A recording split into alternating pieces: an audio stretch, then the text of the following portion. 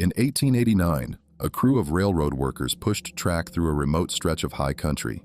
The job was routine: clear rock, lay steel, sleep beside the fire. But the closer they came to a narrow ravine, the more the land felt wrong. Locals warned them never to answer a voice in the dark.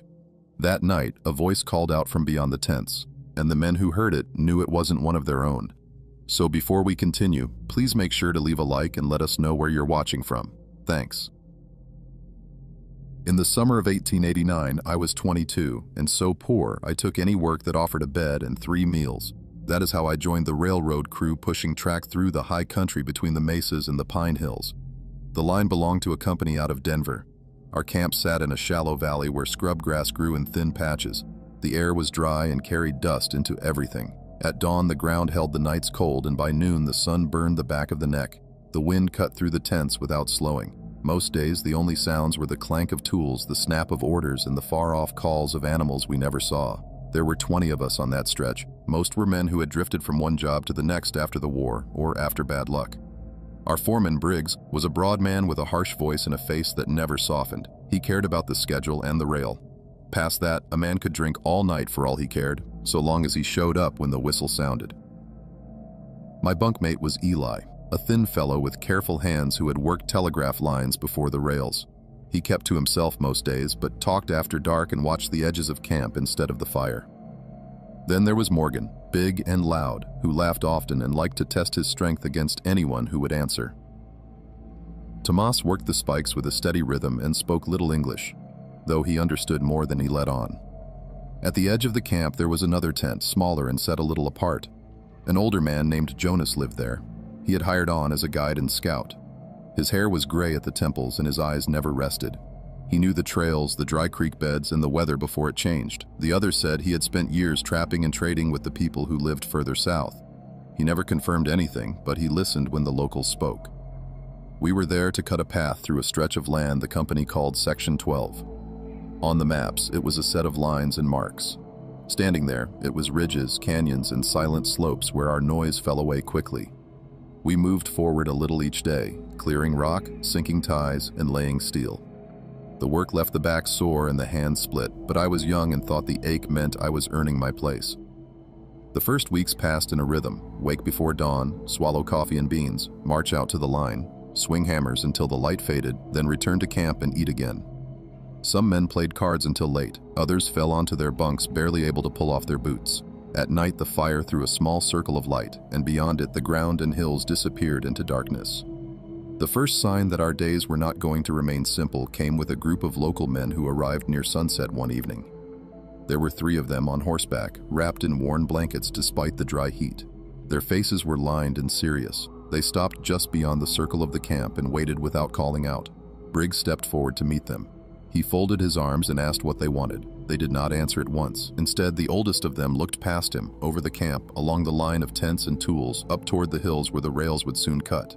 His eyes lingered on the rocky ridge that rose to the east. Jonas came up beside Briggs and spoke to the men in their own tongue. Their shoulders eased a little when they heard him. They talked for a while in low voices. The rest of us drifted closer, pretending not to listen.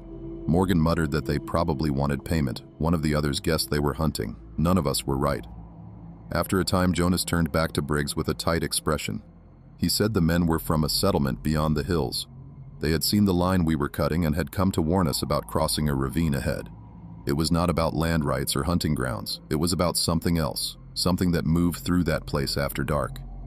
Briggs snorted and said the company owned the right-of-way and no ravine was going to slow us down. Jonas did not argue, but he kept his gaze on the older rider. The man spoke again, his voice low and steady, his eyes never leaving Jonas. Jonas listened, then translated. They said there were places where a boundary in the world was weak, where certain things walked that were not meant to be seen. The ravine ahead was one of those places.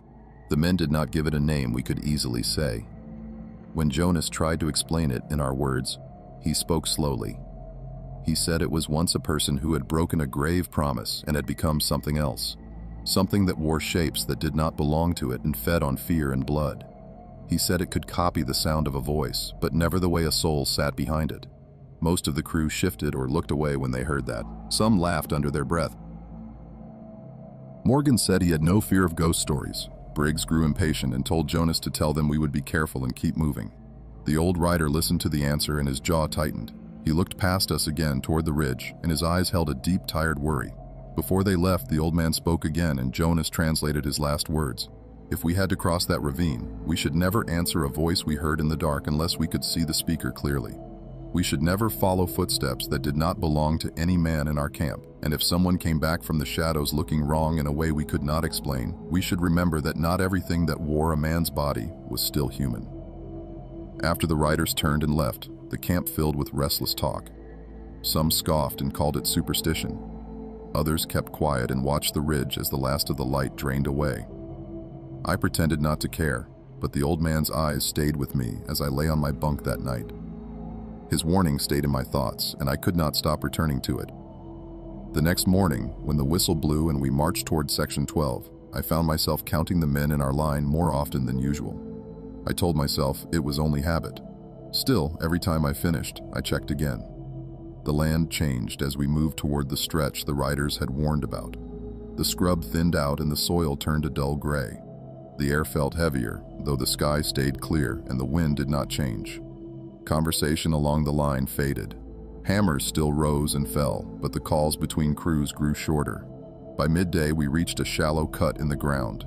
It ran across our path and narrowed into a deeper split to the east.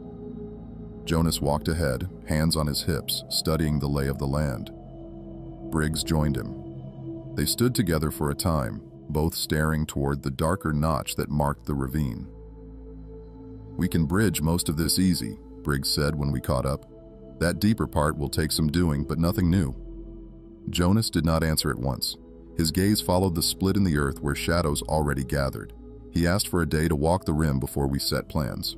Briggs swore, then agreed. A broken leg would cost more than a day.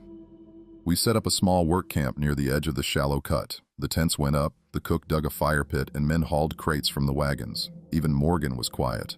Every so often, someone looked toward the dark line of the ravine and then dropped their eyes. Near sunset, Jonas took a lantern and a rifle and told Briggs he was going to circle the ravine. Briggs told him to be back before full dark. Jonas nodded and set off alone, his step steady. After supper, most of us gathered around the fire. The smell of beans and coffee hung in the air.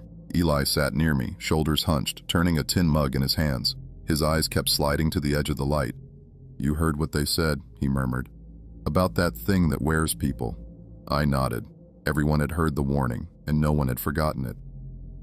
"I used to run lines through country with stories," he said. "In the end, there was always a man or an animal. Still, this place feels off." Morgan heard him and snorted. "Every patch of dirt has a tale. Folks need something to blame when things go wrong." Tomas sat on a crate with his plate in his lap and watched the circle. His eyes moved from face to face, then to the shadows, matching each voice to a body. I had started doing the same. The night cooled fast after the sun sank. The stars were sharp overhead. The fire's glow looked smaller than it had at the last camp. Talk thinned out. Men drifted away to their tents until only a few of us remained. Briggs checked his pocket watch and frowned. Jonas was not back. He stood, took a spare lantern, and told 3 men to come with him. Eli stepped forward at once. Briggs pointed at me and Morgan, and we fell in behind. We left camp and walked toward the ravine. The lantern light shook with each step and threw moving shapes on the ground. The sound of the camp faded behind us. The ground dipped and loose stones shifted under our boots. We heard the ravine before we reached it. A faint rush rose from below, where a thin thread of water moved over stone. The air near the edge cooled. Briggs raised his hand and we stopped. "Jonas," he called. His voice carried along the rim and dropped into the cut. No answer came. We moved along the edge, keeping a good distance from the drop. The lanterns threw weak light on the opposite wall, where pale stone rose in an uneven line. In some spots, the rock pushed out. In others, it fell away into deeper shadow. After a time, Eli pointed. "There," he said. Ahead, near the edge, the ground was disturbed. A set of boot prints crossed the dust and gravel. One sole was worn unevenly at the heel. Jonas walked with a slight turn of his foot. I saw the same angle in the marks. They led toward a narrow outcrop that stood over the ravine. We followed them. The prints ended at the outcrop. Beyond it, the rock dropped away. When I stepped closer and lifted my lantern, I saw a narrow ledge below, just wide enough for a man. Fresh scuffs on the stone showed where boots had passed. Briggs swore. "Damn fool climbed down." Eli stared into the dark. Why would he do that alone? No one answered. We listened. The slow trickle of water echoed faintly. Now and then a small stone shifted as the ground settled. Nothing else. Briggs raised his voice. "Jonas, answer if you hear me." For a moment there was only the sound from below. Then a voice rose from the ravine. "I hear you," it called. It was Jonas's voice. The words were clear, but something in them was wrong. The tone was close, almost exact, yet it fell flat in a way I had never heard from him. The pauses landed in the wrong places. The breath behind the words did not match the climb he would have made. Briggs did not notice. His shoulders eased. "Where are you?" he shouted. "You hurt?" "Down here," the voice answered. "Follow the ledge. It is safe." The last sentence pulled every thought tight in my head. Jonas never spoke in that way. He would have told us to stay put until he reached us, or until daylight. The words now had no caution in them. Eli moved closer. "That isn't right," he whispered. My mouth was dry. The old writer's warning about voices in the dark came back in full. My mind tried to find a simple reason for the strange sound, but nothing fit. Briggs stepped toward the edge. "We're coming down," he called. I grabbed his arm. "Wait," I said. My voice shook. "We can't see him." Briggs turned on me. "You want to leave him down there?" "He would not call us along a ledge in the dark," I said. "He is careful. You know that." Morgan shifted, caught between us and the drop. Eli stood still, jaw tight. The air near the ravine felt colder. The lantern light did not seem to reach far. Again the voice rose from below. "Hurry," it said. "It is not safe to wait." The words were right, but there was no fear in them, only steady pressure. I could not explain the wrongness, but I trusted it more than the sound of that familiar voice. Briggs pulled his arm free and leaned over the edge, raising his lantern. The light fell across the upper part of the ravine wall, but revealed nothing below the ledge. The angle was too steep. The darkness swallowed the beam almost immediately. "We don't leave a man out here," Briggs said. "He wouldn't leave us." Eli stepped closer, voice low. "Something's off. Listen to it again." Briggs opened his mouth to answer when the voice rose once more from the ravine. "Come down," it said. "I hurt my leg." The words were spaced without feeling. Jonas always spoke in a rough, steady tone, but this carried no strain. If he truly hurt himself, his breath would have caught, his voice would have wavered. Instead, it dropped each word without weight. I heard a small scrape on the rock below. It was soft and quick, as if something had shifted its footing. Morgan tightened his grip on his lantern. Briggs hesitated. His jaw moved as he thought, eyes fixed on the gap. The moment stretched. The quiet pressed in. Then he stepped back. "Fine," he said. "We hold until first light. If he's stuck, we'll get him out when we can see." A breath left my chest that I had not realized I was holding. Eli nodded once, relieved but still tense. Morgan exhaled loud enough to hear. We turned to head back toward camp when another sound drifted up from the ravine. It was faint at first, then grew clearer. Footsteps. They were light, uneven, and close to the wall, as if someone climbed upward. Each step landed with a quick scrape of stone. Then, after a few beats, the sound stopped. Briggs turned sharply. His lantern swung back toward the ledge. "Jonas," he called again. Silence followed. We stood still. The night air settled into a cold that crept through my coat. Eli stepped near me and whispered, "There's nothing down there." Morgan squinted into the ravine. "Maybe he's making his way up." But even he did not sound convinced. We waited another moment. Nothing moved. No voice answered. No more footsteps scraped the stone. The ravine returned to quiet except for the soft trickle of water deeper below. Briggs motioned for us to follow and kept the group tight together on the walk back. No one spoke on the return. The lanterns bobbed through the dark, their glow fragile against the emptiness around us. When we reached the outer tents, most of the men were awake. The search had unsettled them. They watched us approach, faces tense. Briggs told them Jonas had gone down the ravine, and we would wait until daylight to mount a proper rescue. Some men muttered concern. Others looked toward the direction of the ravine with dread. The fire was still burning low, but no one sat around it. Even its warmth felt thin. The night pressed in at the edges of the camp. I glanced at the shadows between the tents and felt the same unease from the ledge. Eli pulled me aside. "That wasn't him," he whispered. "You know it wasn't." I rubbed my hands together and nodded. "I know." He swallowed. "If something else is out there, we shouldn't be out alone tonight." "We won't," I said. "Stay close to me." Briggs walked the perimeter to check the camp. When he passed near us, I asked, "You think he's hurt bad?" He kept his eyes ahead. "We'll know in the morning." I could tell he wasn't sure. We turned in soon after, though few slept easily. I lay on my bunk, listening to the wind brushing the tent walls. Every sound made me alert. Now and then I thought I heard slow steps outside, but whenever I held my breath to listen, nothing followed. At some point I drifted off, though lightly. The darkness inside the tent broke when a faint glow came through the fabric. I thought dawn had come early, but the light wasn't warm. It flickered slightly, like lantern flame. I pushed myself up and listened. Outside, a single voice called out. "Briggs," it said. The tone froze me. It sounded like Jonas, but in the same flat way as before. No urgency, no fatigue, only a steady, controlled sound that carried through the cold air. I reached over and shook Eli awake. He stirred, confused, until the voice came again. "Briggs." Eli stiffened instantly. "That isn't him." Another voice rose from a nearby tent. Someone else had heard it. A lantern snapped open. Then another. A pair of boots struck the ground. Briggs stepped out of his tent holding a lantern. The flame shook slightly in his hand. He looked around the camp, scanning for the source. The voice came for a third time. "Briggs, come here." It sounded close now. Not from the ravine, not from the dark behind the fire pit. Instead, it came from somewhere between the tents. Men froze where they stood. No one answered. Briggs raised his lantern and edged forward. I stepped out of my tent with Eli beside me. The air felt colder than before. My breath hung in front of me. Morgan emerged holding a shovel like a weapon. Briggs stopped near the row of supply crates. "Jonas," he called. "Where are you?" The silence that followed stretched. The lanterns showed nothing but tents, crates, and dusty ground. Then a figure stepped into the edge of the light.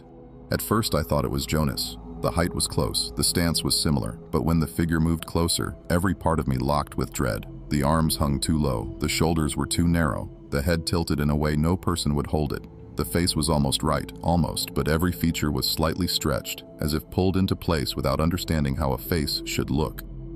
The eyes caught the lantern light. They reflected it in a sharp gleam that no human eye produced. Eli whispered, "That's not him." The figure stepped forward again, stiff and jerky. Its boots did not strike the ground the way Jonas's had. Each step landed with a slight drag. "Briggs," it said. The voice was Jonas's voice, but the sound had no life in it. It was like hearing a memory repeat itself without the man behind it. Briggs stepped back. Men behind him scrambled away. The figure stopped at the edge of the closest lantern glow. It shifted its weight in a slow, uneven motion. Its eyes fixed on us with no sign of recognition. Every instinct in me screamed to run, but my legs stayed rooted. Then the thing opened its mouth again. "Come here," it said. Briggs raised his lantern higher, as if more light would force the figure to resolve into something he recognized. It didn't. The face stayed wrong. The posture stayed wrong. The eyes stayed fixed on him without blinking. Morgan stepped forward, shovel gripped tight. "What in hell is that?" he whispered. Eli pulled me back a little, his breath tight in his throat. Around us, men formed a loose circle, keeping distance from the thing in the light. No one dared move closer. The figure took another step. Its shoulders shifted in a slow, disjointed motion, each movement delayed from the next. It lifted one arm as if reaching toward Briggs. The sleeve hung off it strangely, as if the limb beneath wasn't the right shape for the fabric. Then the thing spoke again. "It is safe." The words fell flat, exactly the way they had by the ravine. Briggs's face twisted. He finally saw it the way we did. He stepped back fast, nearly stumbling over a crate. "Stay where you are," he ordered, voice shaking despite his attempt to sound steady. The creature stopped. Its arm hovered mid-air, then dropped back to its side with a stiff, unnatural motion. It cocked its head, studying us. For a moment, the entire camp went silent. Even the wind seemed to wait. Then the creature's body twitched. Its legs bent in a way that made several men gasp. It dropped to a lower crouch, limbs displaced at angles no human joints could form cleanly. Its head tilted further, the neck bending as if it had no structure. It shot forward toward the closest tent, skittering across the ground with short, rapid steps. The lantern light caught its limbs and showed for the first time the thinness of them. Skin pale, stretched, pulled tight over shapes that didn't match human bone. Shouts broke out. One man dropped his lantern, another ran toward the fire pit. Morgan lunged forward, swinging the shovel. It missed as the creature darted behind a tent, moving far faster than before. Briggs yelled for everyone to hold position. No one listened. Men scattered between tents, lanterns jerking wildly. Every shadow looked like a place where the creature might break out again. The tremor in the air grew stronger, fueled by the fast breathing and crunch of boots on gravel. I grabbed Eli's sleeve. "Stay close," I said, forcing my voice steady. He nodded, eyes fixed on the shapes around us. A scream cut through the noise. It came from near the supply crates. A man stumbled backward into the open, clutching his shoulder. Blood ran between his fingers. Behind him, the creature crawled out on all fours, limbs too long, back arched. Its head faced forward, but the rest of its body twisted in a conflicting direction, as if it had too many motions to choose from. It rose again to stand. The stolen shape of its face stretched into something close to a grin, but not quite. Briggs raised his lantern and shouted, "Back away from it!" The creature stepped toward the wounded man. Morgan charged again, roaring as he swung the shovel with all his strength. This time he caught the creature across its left arm. The limb jerked but didn't break. The creature reeled for only a second before turning sharply toward Morgan. It tilted its head again. Then in that same wrong voice it said, "Help me." Morgan froze. The words hit like a trick folded in Jonas's tone. The creature took the moment and lunged. It slammed into him with enough force to knock him down. Morgan's lantern cracked against a rock, the flames sputtering out. The darkness in that corner of the camp deepened instantly. Men shouted in chaos. Briggs yelled for weapons. Tomas ran toward the wagons where tools were stored. Several men tried to get between Morgan and the creature. I hesitated only a moment before pulling Eli with me toward Morgan. We forced our way past a tent and reached the clearing. The creature crouched over Morgan, its body blocking the light, moving with rapid, jerking motions. Morgan's boots kicked desperately. His voice broke in a panicked cry. Eli grabbed a rock near the fire pit and hurled it. It struck the creature across the back. The creature snapped its head toward us, eyes gleaming as the lantern light caught them again. It paused just long enough for Thomas to arrive with a pickaxe. Thomas swung downward. The metal edge struck the creature's shoulder and bit into the pale skin. A sharp, unnatural sound came from it. Not a scream, not a growl. Something between the two cut short. The creature recoiled and sprang backward faster than our eyes could fully track. It landed near the shadow between two tents and vanished inside it. Several men ran after it, but Briggs shouted for them to stop. "No one splits up," he barked. "Form a line." Morgan groaned and pushed himself up. Blood ran from his forearm where the creature had grabbed him. His breaths came fast. His eyes darted around camp, searching for movement. Eli knelt at his side. "You alive?" "Feels like fire on my arm," Morgan muttered. "It tried to pull me, felt the bones shift." I looked at his wound. The skin was torn in long, narrow streaks. Not claw marks, not teeth. Almost like the pressure of long, thin fingers forced into his flesh. Briggs strode through the group. "We can't stay here tonight," he said. "Everyone arm yourselves with whatever you've got. Keep lanterns lit. We stay together." He scanned the camp quickly. "Count off." Men shouted numbers. I listened, heart pounding. 19. There had been 20 before Jonas went missing. I said nothing yet. Briggs already knew. Eli looked at me. "It's still out here." I nodded, throat tight. "And it's watching." Morgan tried to stand. Tomas helped him up. Briggs pointed toward the fire.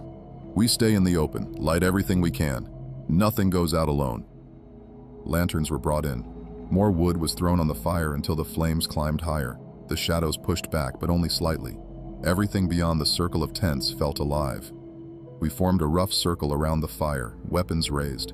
A few men tried to calm their breathing, others muttered prayers. No one sat down. As the minutes stretched, the night seemed to wait with us. The wind did not move through camp anymore. Even the flames bent upward without flickering sideways. Then, from somewhere near the outer tents, we heard the quiet sound of footsteps. Slow, deliberate, very close. The footsteps stopped just outside the reach of the lanterns. Every man in the circle tightened their grip on whatever they held. I scanned the dark gap between two tents, trying to match the sound to a shape, but nothing moved. "Stay sharp," Briggs muttered, barely above a whisper. The steps resumed. This time they circled us at a steady pace, moving around the edge of the camp with intention. Not rushing, not hiding, as if the creature was choosing when to enter the light. Eli leaned toward me. "It's waiting for someone to break." A man on the far side of the circle shifted backward a step. Briggs snapped at him. "Hold the line." The man froze, then nodded. His hands trembled visibly. The footsteps stopped again. Then a voice called out from the darkness. It was Jonas's voice. "Let me in." The voice sounded closer than before, almost at the edge of the firelight, but the tone stayed wrong. Every pause landed at the wrong moment. Every word held the same flat pressure we had heard earlier. The man who had stepped back earlier whispered, "It knows his voice too well."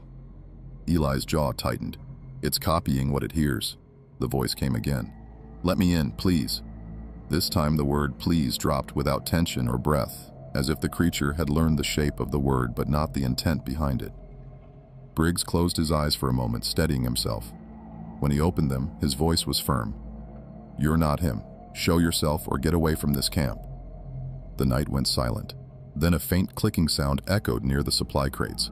It was sharp and quick, like joints snapping into place. Lanterns were raised in that direction. Nothing showed in the light. Without warning, a shape rushed toward the line.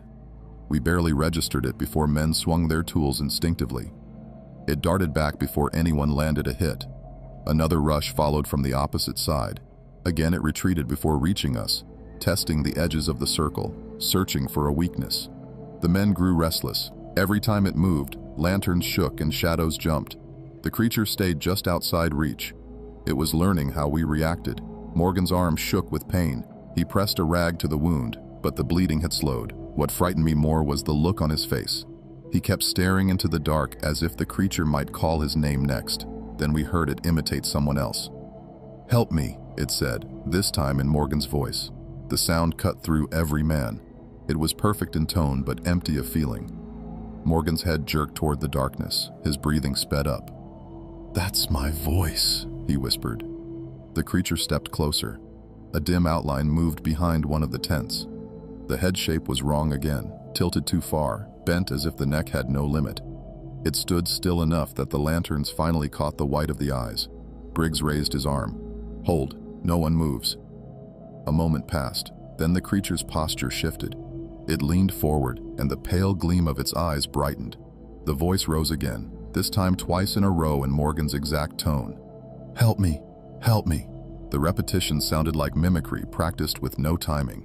The second one overlapped the first as if it didn't understand cadence. Briggs gave the order before it finished. "Form tight. Don't let it slip between us." Men shuffled inward. The fire blazed higher. The camp's light thinned the shadow slightly, but the creature stayed just beyond where we could strike. Then something happened that none of us expected. We heard another voice from the dark. "Get away from them." It was Jonas's real voice. Not the flat imitation, not the halting tone. His real voice carried force, breath, and strain.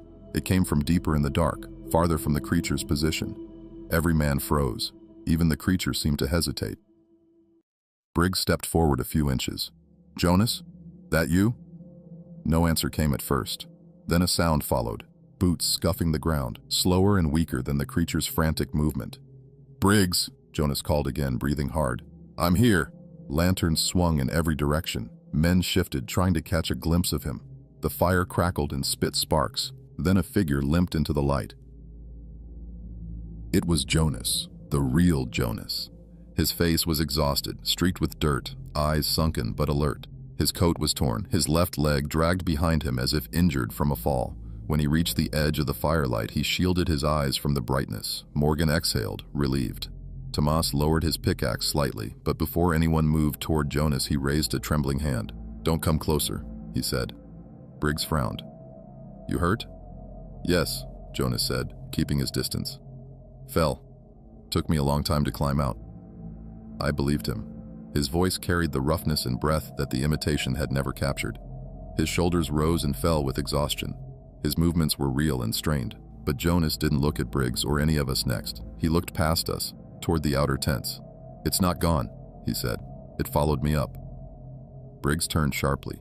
The men closest to the edge backed up fast, pulling lanterns toward the clearing. Something moved behind one tent. The canvas bowed inward. A whisper of sound followed. Eli whispered. It was watching him. Jonas swallowed. It wanted me to lead it to you. As his words settled, we saw the shadow shift again. This time, it didn't retreat. It stepped into clearer view. No disguise now. Its limbs were long, bent, and thin. Its torso stretched into a narrow frame that barely looked human. The face was stripped of the false mimic. It was pale, hollow, and wrong, the mouth pulled too wide, the eyes dark with reflected light.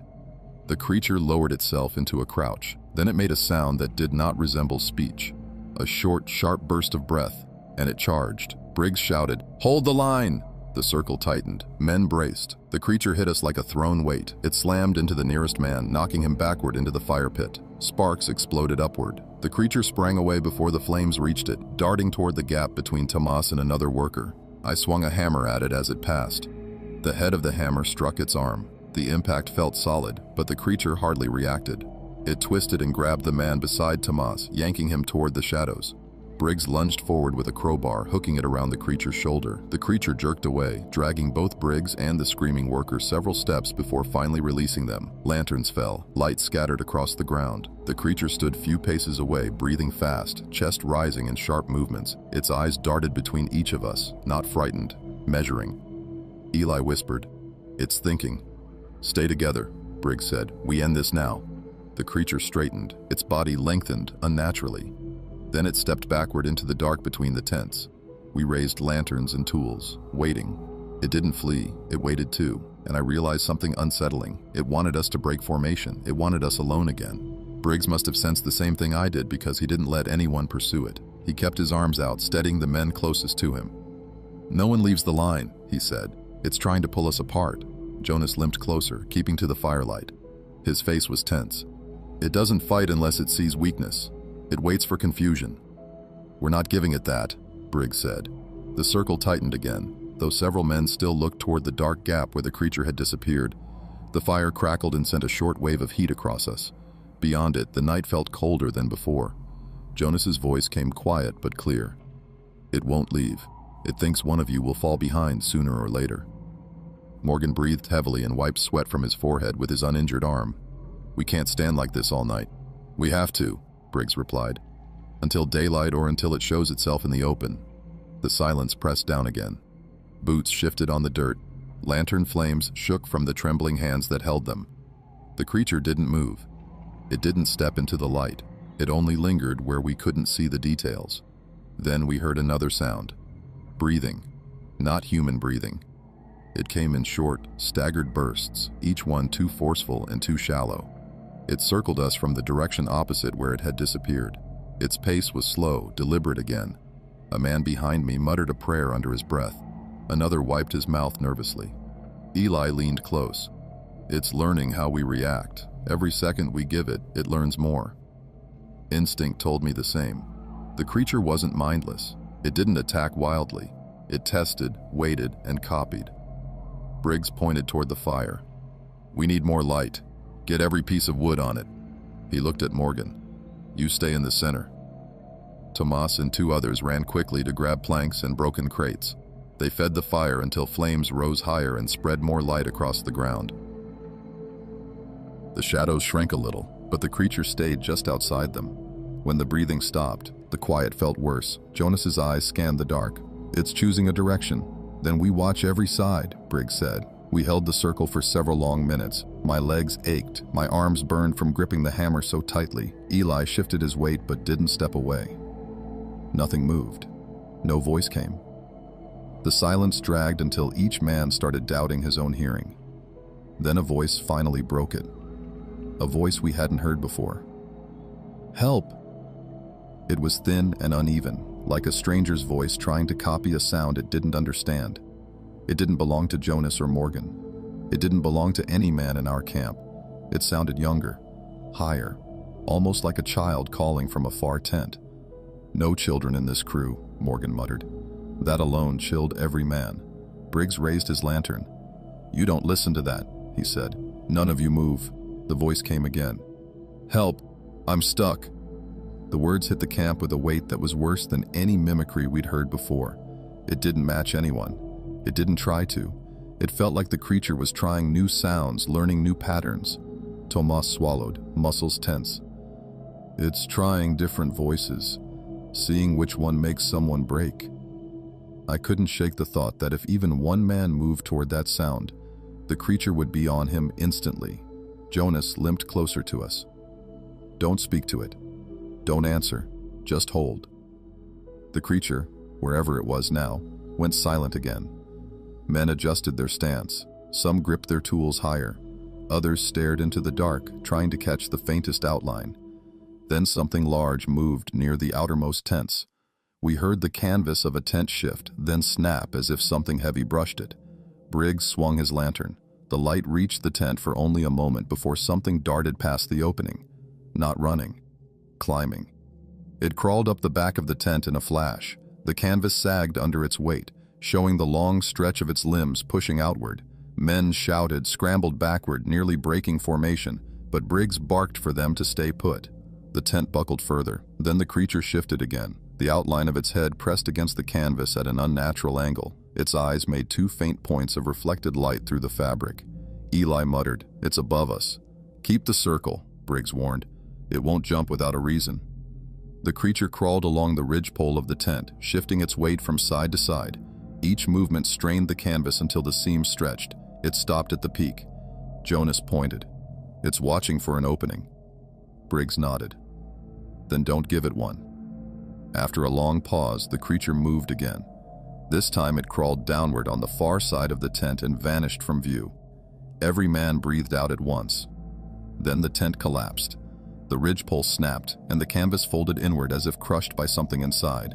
The sound of tearing cloth filled the camp. Men scattered backward even though Briggs shouted to hold. I took a step back myself without meaning to. Eli steadied me with a hand to my shoulder. "We can't go near that," he said. The tent flattened, still shifting slightly as if something moved underneath the canvas. Morgan called out, "It's trying to confuse us. Keep tight." Then the movement inside stopped. Completely. No breathing. No shifting. Nothing. Lanterns shook as men lifted them higher, expecting the creature to burst from the canvas. But it didn't. Instead, something smoother happened. A pale hand pushed up through the top of the collapsed tent. The fingers were long and thin. They spread slowly, testing the air. The creature rose through the torn fabric, shoulder first, head turning last. Its face emerged into view at the top of the pile, pale and empty, eyes catching the lantern glow with that same cold reflection. Then it stood, full height, out in the open. Every man stumbled backward. Briggs braced himself. Jonas gripped a broken branch like a spear. I pulled Eli behind me instinctively. The creature took a step toward us, a single quiet step, then another. It wasn't testing us anymore. It had decided to fight in full. Briggs shouted, "Hold!" The creature lunged. It moved faster than before. Its limbs hit the ground in quick bursts that were hard to track. It swung its arm and knocked a lantern from a man's hand. The flame burst across the dirt, lighting a streak of dry grass. Jonas shouted, "Don't scatter!" But the creature was already in the center of us. Men swung picks, hammers, and boards. Some strikes connected, but the creature's body absorbed them like glancing blows. It snarled without sound. It grabbed Tomas by the collar and hurled him into two men behind him, breaking the circle. That was the opening it wanted. It surged toward the break. Briggs charged in from the side, slamming the crowbar into its ribs. The creature twisted and struck him across the face, knocking him to the ground. Eli yelled my name as the creature turned, its eyes locked on me. For the first time, I felt the full force of its focus. Its head tilted, its limbs folded inward, preparing to spring. I raised my hammer, but I knew I wouldn't stop it alone. Before it leapt, Jonas shouted, "Look at me!" The creature froze, head snapping toward Jonas. Jonas stood at the fire pit, holding a burning length of wood from the edge of the flames. His voice was raw. "You want me, not them." The creature dropped to all fours and lunged at him. Jonas held his ground until the last possible moment. The burning length of wood trembled in his grip, but he didn't step back. The creature leapt with its limbs spread wide, its body stretched into a shape that looked built only for violence. At the final instant, Jonas swung the burning wood upward. The flames met the creature's face and chest with a burst of light. The creature recoiled mid-air, twisting violently before landing off balance on its side. A harsh, broken sound came out of it, a sound with no pitch, no pain, only raw reaction. Jonas staggered from the force of the swing. The firelight shook around him. The creature scrambled up faster than anything should have been able to, limbs bending out and then snapping back in as it regained its stance. "Keep hitting it," Briggs shouted, still on the ground but pushing himself upright. The nearest men surged forward. Tomas, bruised but conscious, dragged himself to his feet and raised his pickaxe. Another man brought down a hammer toward the creature's back. The creature darted away from the blows with sudden jerks, its movements less coordinated now, as if the fire had disrupted whatever calm control it had relied on. It rushed toward the edge of the camp again, trying to find another gap. But the men had closed ranks faster than before. This time they stood shoulder to shoulder, lanterns high, weapons drawn. Eli gripped my arm. "Don't let it split through us again." Before I could answer, the creature changed directions. It dashed straight toward the fire pit, toward Jonas. Jonas didn't retreat. He raised the burning wood again, drawing on what strength he had left. His injured leg buckled under him, but he refused to fall. His breath came short and sharp. The creature did something we hadn't seen yet. It stopped before reaching him. Not from caution, from recognition. It leaned forward slightly, body rigid, staring at Jonas as if measuring not the fire, but the man holding it. Its chest rose and fell once, slow and deliberate. The firelight reflected off its pale skin in long streaks. Jonas stared back. His voice came out low. "You followed me because I crossed your ground." The creature tilted its head, slow and exact. Jonas adjusted his stance. "You followed me because I lived when you expected me to die down there." His words weren't challenge or taunt, they were realization. The air around us tightened. Even the fire's crackling felt smaller. Then Jonas said something that stopped every man cold. "You want to finish what you started." The creature lunged, but Jonas had anticipated it. He sidestepped and brought the burning wood down with all the force he could muster. It struck the creature across the neck and shoulder. A harsh cracking sound echoed through camp. The creature shrieked, not a scream but a forced exhale that stripped the air from our lungs. Its body writhed, limbs flailing in short bursts. It staggered away from Jonas, its posture collapsing into something uneven and unstable. "Now!" Briggs shouted. "Hit it while it's down!" The men closest to it surged forward. Hammers struck its back, a spade slammed into its ribs. Someone swung a length of rail tie and caught it across the side of its head. For the first time, the creature struggled to stay upright. I moved in beside Tomas and brought my hammer down on its shoulder.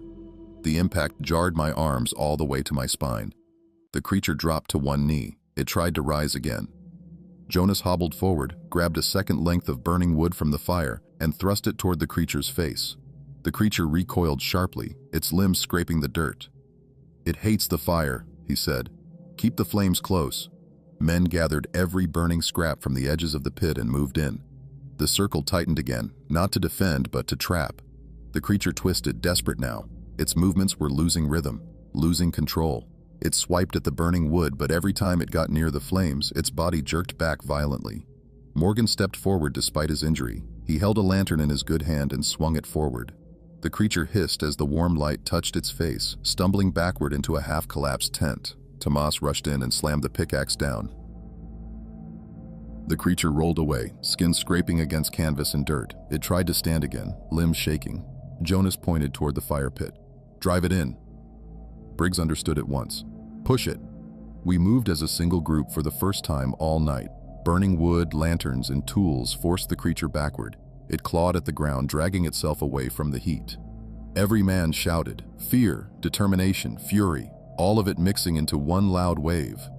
The creature twisted with sudden strength, nearly breaking through the line, but Jonas stepped into its path and thrust the burning wood under its jaw. The creature reacted like it had been struck with boiling water. It shrieked again, its limbs spasming. Its body twisted sideways, losing all coordination. Tomas and Morgan pushed from behind. I struck its side again. Men with lanterns closed in, forcing the creature toward the fire pit until its heel slipped into the outer ring of embers. It panicked. For the first time we saw panic in it. It thrashed, limbs jerking wildly. It tried to climb over the men, but they struck it back each time. The creature's lower leg landed in the edge of the fire pit, skin blistering instantly. Jonas shouted, "Hold it there!" We pushed harder.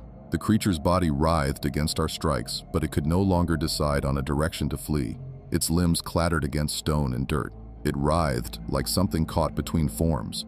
Briggs stepped in with a rail tie raised high. "End it now!" He swung down with everything he had. The blow landed on the creature's skull. It collapsed instantly. Its limbs sprawled outward, twitching once, then going still. Silence fell over the camp. The only sound left was the fire crackling and the ragged breaths of 20 exhausted men. I backed up a step, sweat dripping down my face, hands shaking from the force of what we'd done. Eli let out a long breath and leaned his hands on his knees. Morgan wiped blood from his arm and stared at the creature's still body. "Is it dead?" Jonas limped forward and lowered one of the burning pieces of wood toward the creature's face. The flames lit the hollow eye sockets and the stretched, unnatural shape of its features. The creature did not move.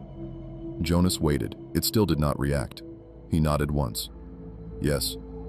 Thomas exhaled sharply and sat down in the dirt. Someone else sank to their knees. Briggs dropped the rail tie and braced his hands on his thighs. Nobody cheered. Nobody spoke. For a while, we only stood there, waiting for something to stir again. Nothing did. At last, Briggs looked around the camp. "Guard it until morning," he said. "No one goes near it alone." He looked at Jonas. "And you, sit down before you fall over." Jonas gave a tired half smile and lowered himself to a crate near the fire. His leg trembled from the effort.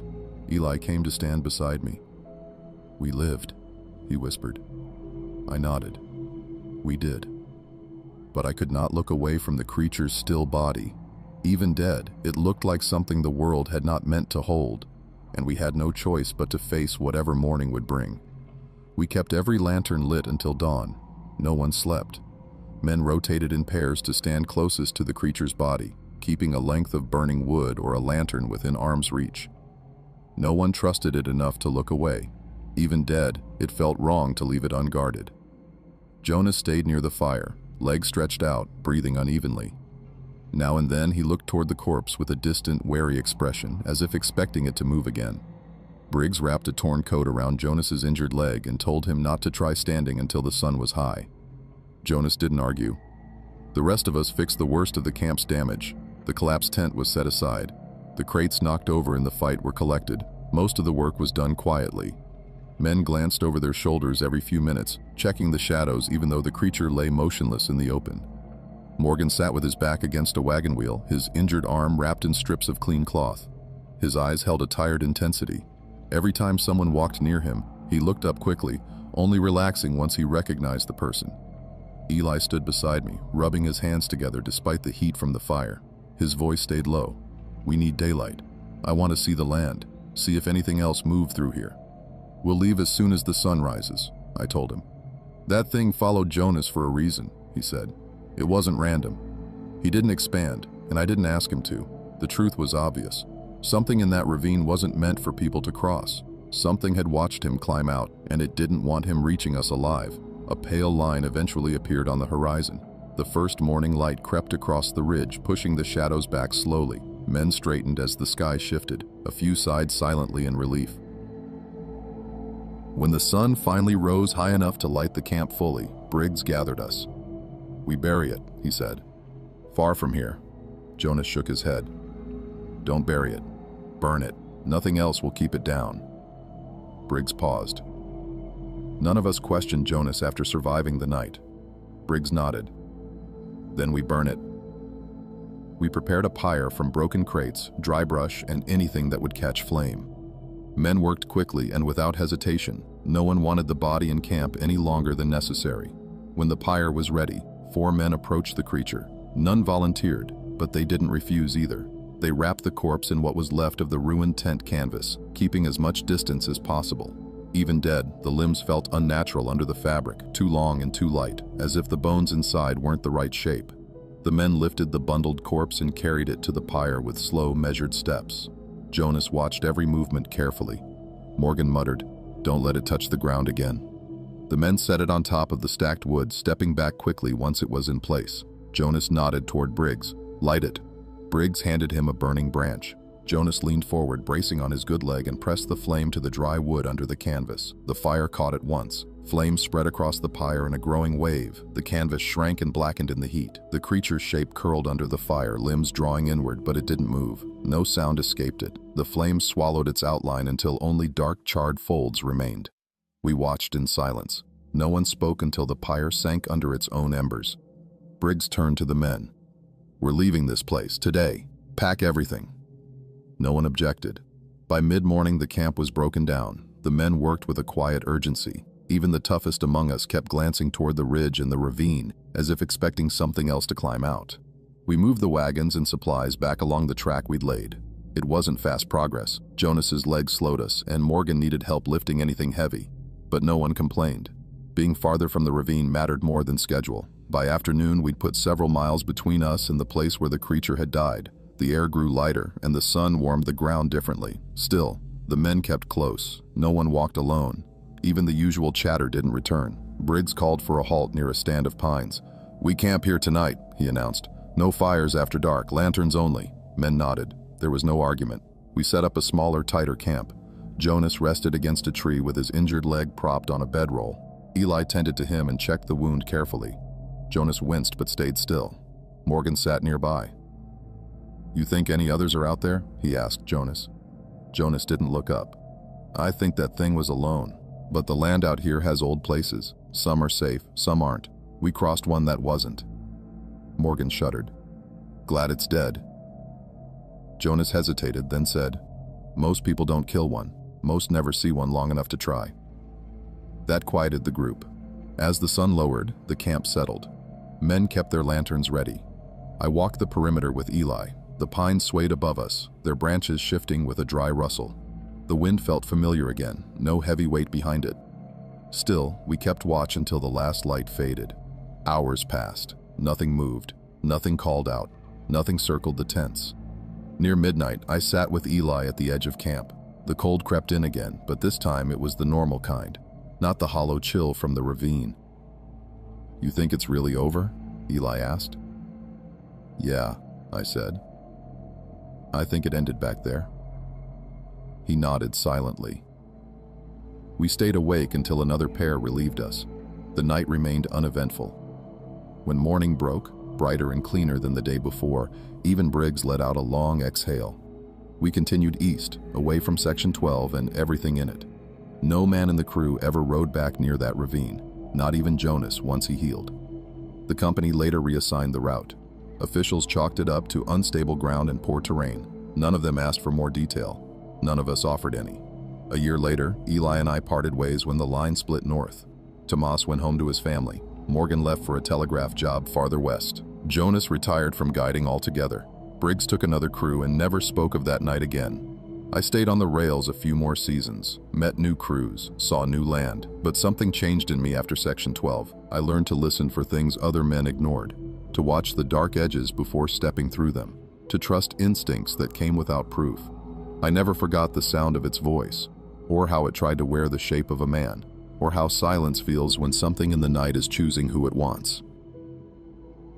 Sometimes, when the light fades just right and the wind dies for a moment, I remember those footsteps circling us in the dark, and every time I feel the same reminder settle in my chest. Some warnings are not superstition, some places are not meant to be crossed, and some things die only because the night allows it.